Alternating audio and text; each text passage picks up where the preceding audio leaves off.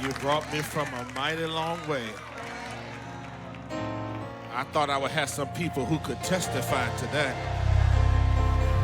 Would you look at your neighbor and say, neighbor, I can't tell it all. Just know that the person you see today, it ain't always been like this. He brought me from a mighty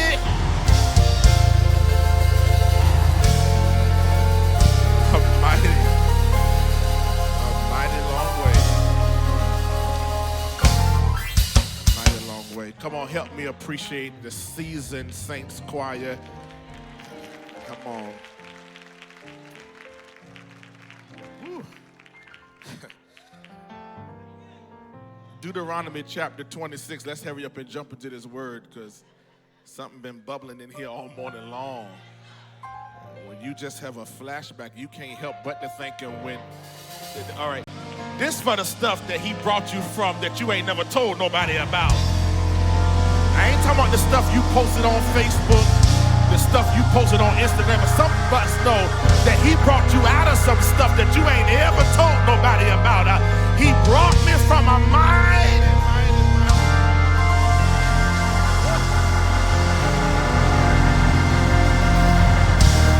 long way.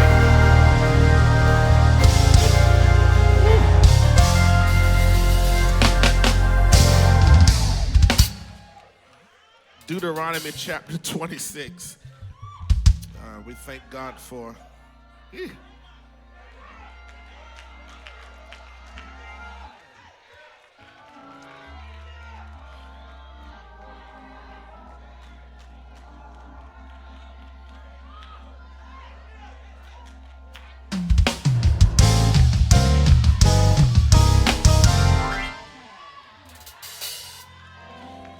Deuteronomy chapter 26.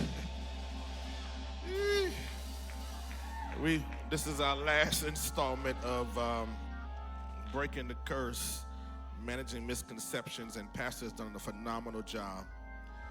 Here's where the Lord is directing us today, and I hope that you would work with me as I give you in public what God has given me in private, and hopefully it'll make sense. Deuteronomy chapter 26, reading from verses 1 through 5, and then we'll jump to verse 15 from the New International Version. It says, when you have entered the land the Lord your God is giving you as an inheritance, and have taken possession of it and settled in it, take some of the first fruits of all you produce from the soil of the land that you produce from the soil of the land the Lord your God is giving you, and put them in a basket. Then go to the place the Lord your God will choose as a dwelling place for his name, and say to the priest in the office at the time, I declare today the Lord your God that I have come to the land the Lord swore to our ancestors to give us. Then the priest shall take the basket from your hands and set it down in front of the altar of the Lord your God. Then you shall decree before the Lord your God, my father was a wandering Aramean, and he went down into Egypt with a few people and lived there and became a great nation, powerful and numerous. Let's look at verse 15. Looking down from heaven, your holy dwelling place, and bless your people Israel and the land you have given us as you promised on oath to our ancestors, a land flowing with milk and honey. And this is the word of God. We say thanks be to God. Would you help me rehearse my sermon title to your neighbor and say, he makes it easy for me? That's what I want to preach today. He makes it easy for me. You might be seated. He makes it easy for me. And bring all of the first fruits of what you produce in the land that the Lord your God has given to you. Church, a few months ago, I was arrested by this conversation on Instagram that was centered around this woman who is a physician assistant who was vlogging her day-to-day activities from work to home. And after working a 12-hour shift, she comes home and she's vlogging in her kitchen, cooking for her family. That's not out of the norm, and she's cooking, and where things took a turn in the comments was once she finished cooking, and she's cooking after working 12 hours for her family in her uniform, talking about how she's a mother, how she's a wife, how she's a physician assistant, but she takes joy in serving her family. Everything was okay, church, until she finished cooking. And it was time to make the plates. The woman then on her video says that she makes her husband's plate first because he is the head of their house. I can see some of y'all getting tight already. And the people in the comment section were eating her alive. Lean in, because you and I know that the videos on social media are not really that good. We really ride through the comment section. That's where you get all the commentary of what's going on.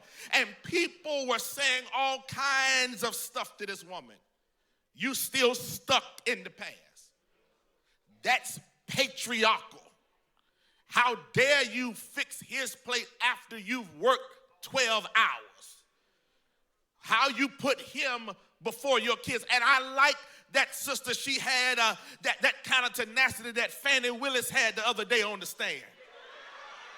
She said, y'all got it twisted. Yeah, yes, I've worked 12 hours, and yes, I'm a mother, but I do this not out of obligation, but because even though I make more money, he's still my man, and he makes it easy for me. And church, before you tune me out thinking this is about men or women or gender roles, I'm not trying to get in your business, but what I'm trying to suggest to you is that honor is a lost language of our culture. Ooh, I can tell y'all ain't gonna like this already. See, honor is honorable. But we have made people tell us that it's no longer honorable for us to be honorable. Culture has dictated to us what's right and what's wrong. Lord, help me preach today. And what I want to suggest, if we're talking about managing misconceptions, hear me, is that one of the things we have to manage is our mindsets. You and I have to figure out if you want to be church or kingdom. Lean in. It's the last week. If you just get through this, we'll make up for it next Sunday. Church language and kingdom language are not the same. You can argue that, well, that's why I don't go to church, and that's why I don't give, because I don't trust the church, and I don't trust the preacher, and that's fine, because some systems are flawed. But the kingdom system ain't broken. Lord, help me preach today. You and I, who are saved, watch this, are not of this world. It is Heritage Sunday. Can we walk through this? That you and I are visitors, and I'm not talking as African Americans, I'm talking as Christians. And whenever you are a part of another kingdom, you do not acquiesce your birthright just because of where you're visiting. I wish I had some people who grew up in church who remember the old saints who say, this world is not my home. I'm just passing through. Let me see if I can make it plain. Dr. Chad, the first time I went to Uganda in 2014, I was raised, my parents did a halfway decent job with me. Anything I have flawed, it ain't because of them, it's because of me. And I was in Uganda, and we were walking in, and I opened the door to let the women that were with us go through the door first. And to my surprise, they stepped to the side. I'm standing there waiting, thinking that somebody else is going to show up. I'm still holding the door, trying to figure out what's going on. And they said, "Oh, no, man of God, you must go first." I thought it was because I was a preacher, until after in-depth conversation, I discovered that in their culture, they allowed the men to enter first. And then the woman who was the youth pastor, Sister Penny, said something to me. She said, "Listen to this. We learn how to disrespect and dishonor our men by watching American culture. Because disrespect and dishonor is not a part of our heritage."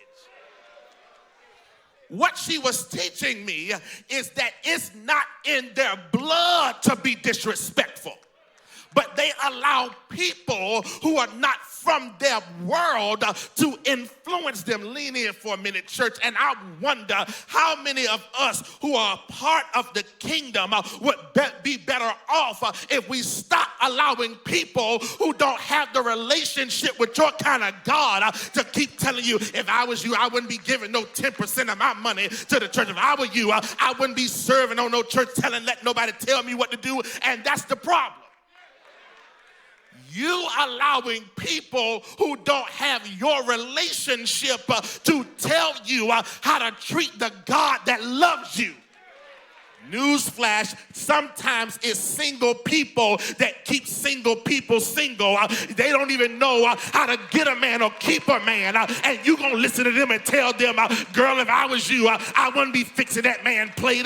Man, if I was you, I wouldn't be treating her that good." And you look at them, that's why they can't got nobody and they can't keep nobody. But when you look at how good God has blessed you, you ought to look at them and say, "He makes it easy for me." I feel my help now. So just in case you think I'm not talking about, again, please don't tune me out thinking that I'm talking about, this is not a marriage conference. This is not how to keep a boo sermon. No, that's not that. I know it's the week after Valentine's Day, but that's not what it is. What I'm trying to teach us is that honor has more to do, watch this, with relationship and not obligation. At the point of our text, the children of Israel, God's loved but crazy child, has had all kinds of experiences with God. And here's what God promised them: you don't deserve the land that you're going into. But since I'm so much in love with you, I'm going to keep my word to you, even when you have not kept your word to me. And watch what God says. When you come into the land that I promised, when you get in it and settle in it, I want you to give back to me the first fruit of what you produce. Let's walk through that again. I'm putting you in the land. When you settle in it, and when your fruit starts producing, I want you to give back to me first fruits. Now, let me say this. If you struggle over the 10%, this sermon ain't for you. If you still struggling over whether or not the 10% is right, this is for mature hearers only, because this is not 10%. He's literally saying, when I bless you with that new job, when you get your first check, I don't want 10%, I want the whole check. And here's what relationship says: because I've been in a season of nothing, when I get what God has given me, it ain't no conflict of whether or not I should give it back to him. Ooh, Lord, help me preach. This isn't a collection of legal sentences, but it's really a call for Israel to acknowledge God's persistent care of them when they couldn't care for themselves. And you know what's interesting is when we broke and going through, we don't mind struggling, making stuff happen for everybody else, except the God who kept us together. And when you think about how easy God makes it for you, let me just say this. Any relationship, friendship, romantic relationship, or platonic relationship should be an investment. Anybody that doesn't change your stock, you shouldn't be around. God is the best silent investment partner you and I can ever have. Because most of us, if you took your dreams and ambitions and put them on the table at the average bank, they would tell you, get out of here. Your credit ain't good enough. You don't have a clear enough plan. But God said, while you are broken and still not sure of yourself, I'm going to put you in the land that I promised not you, but your answer. I wish I had 100 people who knew that some of the blessings you're enjoying today ain't got nothing to do with you, ain't got nothing to do with the school you went to, but God kept his word because your grandmama was praying when you were on the campus of TSU and Norfolk State and Hampton and Howard and Prairie View when you were getting high and drunk and skipping class. Your grandma's prayers held you together. So here's what he says. Come into your land and give me the first fruit. There are three things because he makes it easy for you. First of all, when you bring a first fruit offering, it reveals your appreciation for him. Okay. I do this because nobody knows, watch this, how far God has brought me. Thank you, senior choir. He brought me from a mighty long way. If I was to ask everybody in here to define what mighty is, somebody would say mighty include him healing me when I was on my deathbed.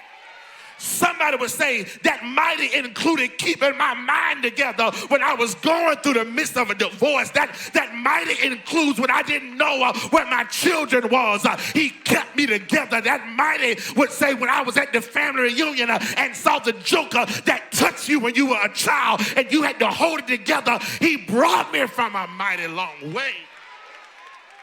So when I give to him, I give to him not out of obligation, but out of adoration.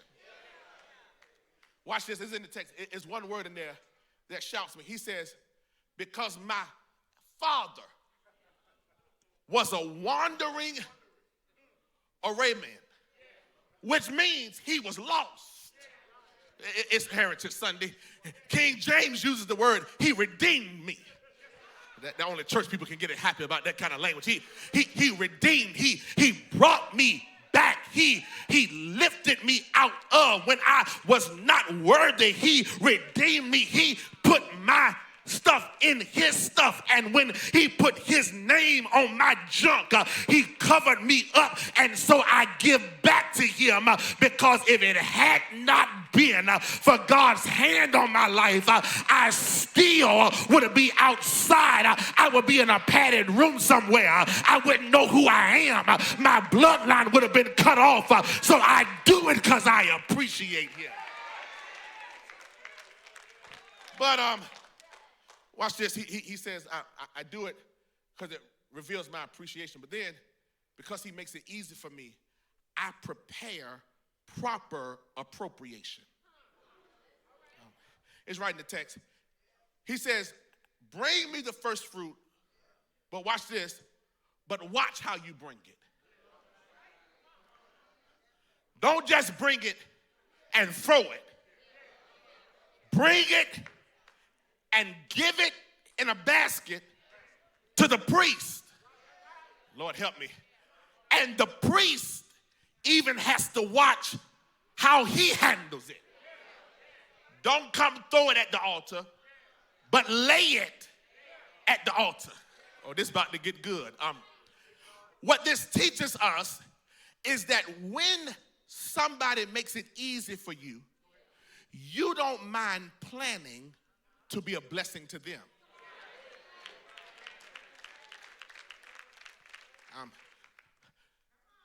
Because God makes my life easier, when I get whatever he blesses me with, I plan to give it back to him. This is Pastor's word. I'm intentional about my giving. Now, I could tell that some of y'all don't rock with this because you've only experienced the hand of God.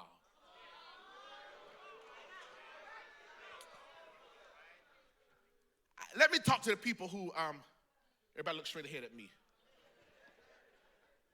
If you've ever been in a dating scene before you became exclusive, contrary to what you want people to believe, you have a list. And that list has a ranking order.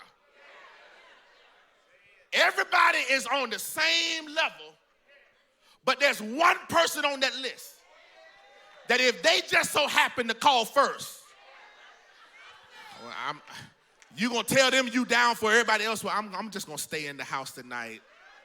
I don't feel like going out. Watch this. Or if there's somebody in your family, we all got, I don't care how many siblings or cousins you got that one that can get anything from you. Everybody else call you, hey, cuz, can I borrow some? I ain't got it. I need some myself, child. But that one person that you rock with call you, you will borrow money from somebody else to be a blessing to them. Watch this. When God has been such a blessing to you, he doesn't want it all, he just wants it first. Okay. This is for the people that's in a relationship. You don't want the person you with to send you a picture after they done posted it on Instagram. No, don't send me no pictures secondly after the whole world and say, no, I want it first. Because we're in, watch this, relationship. God help me today. So what this text is teaching us is that when God makes it easy for you, you don't mind struggling for him. Because you understand that you can't beat God's giving. It's literally a competition. You literally are trying to outlove God, and God said, I ain't gonna never let you do more for me than I'm gonna do for you. He don't want all your time. He just wants you to talk to him first before you talk to somebody else. I got Bible for you, but seek ye first the kingdom of God. I don't even mind you having any other gods. Just make sure that you don't put the other gods before me. I don't want your whole week. I just want the first day of the week. I don't want all your money. I just want the first seed. I don't want the other stuff. I just want you to seek me first. And if I make it easy for you, you ought to make it easy for me. Okay, so watch this. Bring it first. And I know I lost 50 y'all, so let me come back and pick you up. Bring it to the priest. And if I had time, I would tell you nowhere does he tell them to challenge what happens to it once they release it.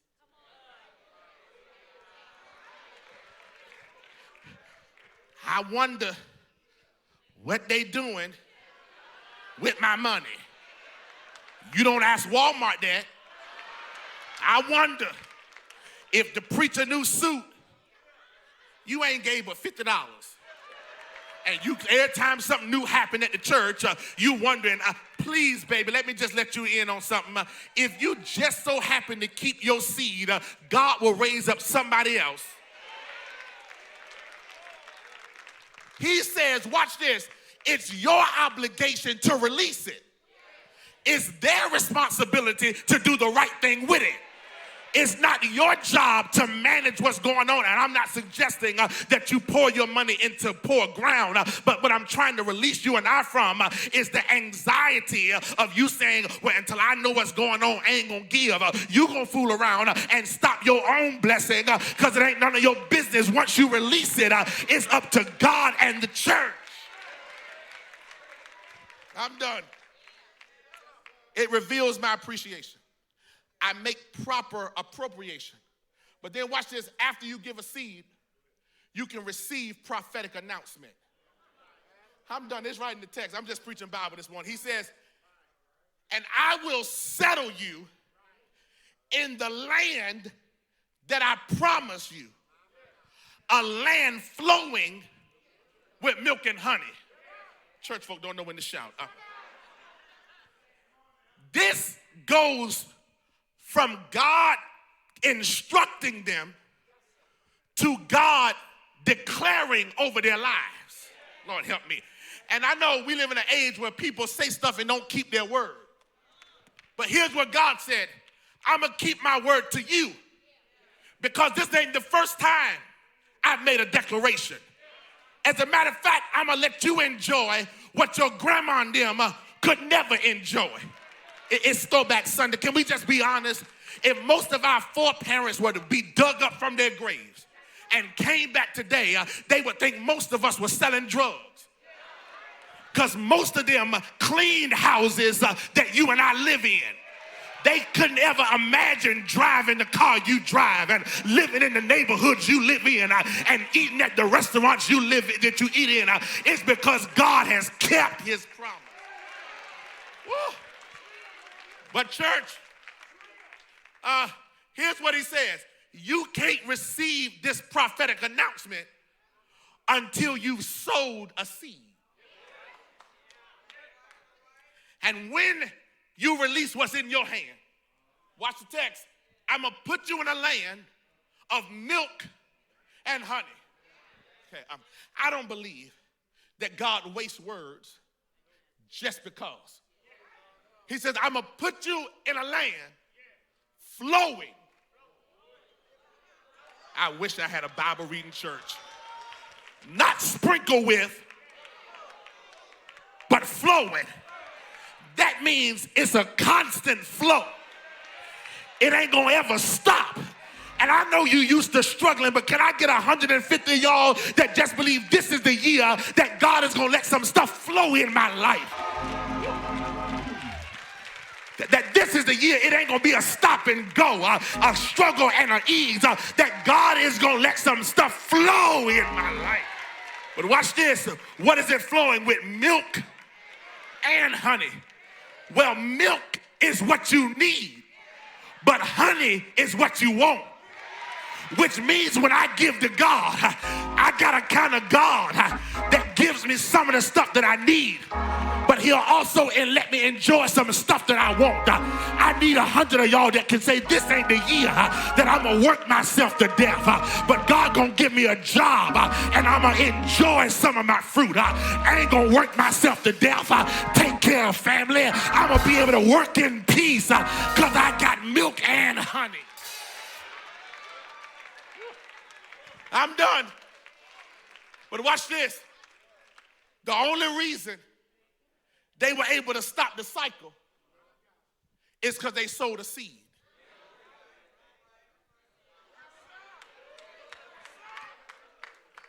I hope y'all can handle this.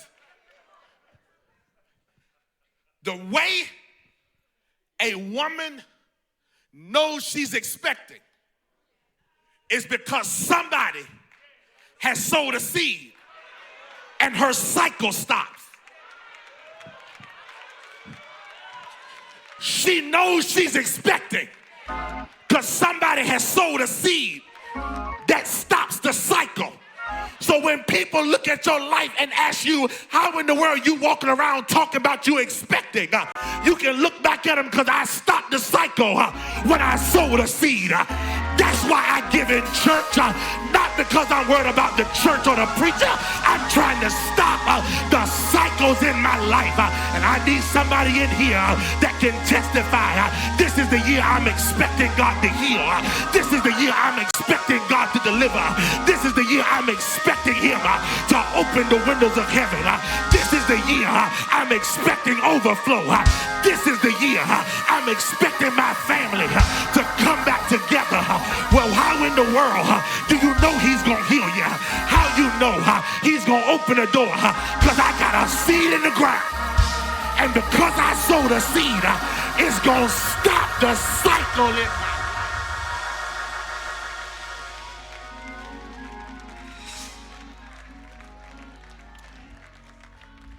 So for every cycle I've endured, I sow a seed to stop that cycle, and I expect God's word to come true. Watch this, because the word says, when you prosper in that land, bring back to me the first fruit. What God is saying is, I already know that the land is good because I made it. He didn't say if it works. He says when you get in there. Watch this, God is such a good God. He said when you get in and settled in. Take your time, girl. Don't work, put a couple of checks up. When you get settled, don't forget the promise you made me, because I've upheld my end of the bargain. And you know what's interesting? How people will blow your phone up and beg you, hey, cuz, I need to borrow $100. And you say, okay, I'm going to cash up you in a minute. And you forget about it, and they say, hey, just checking in. Just in case you didn't know my Cash App is. And when they tell you, I'm going to pay you back in 2 weeks, now all of a sudden that $100, I mean, I can't believe as good as God been good to you, you worried about this little $100. I mean, it won't a little $100 when you needed it. But now when it's time for you to give it back, it's just a little $100. If it was that little, why you didn't have it? I'm trying to tell you that we do God the same way. That when we broke and when we struggling, we make God all kinds of promises. Lord, if you bless me, when you open the windows of heaven, when you bless me, I promise you, Lord, I'm going to give you what you deserve. The problem is, you only think God is going to bless you here. When God really started blessing you, like, Lord, I didn't know I was going to have to add a zero on my tithe. Here's my prayer for you, that one day your salary will be your tithe. I can tell people who ain't got that kind of faith. I want God to bless me so much that the little money that I give to him now, one day I want him to bless me so much that I got to give it away. That I want to be like companies at the end of the year that I got so much that the IRS is saying, please, I'm looking for people to bless because God has been that good. Come on, stand up. My time is up.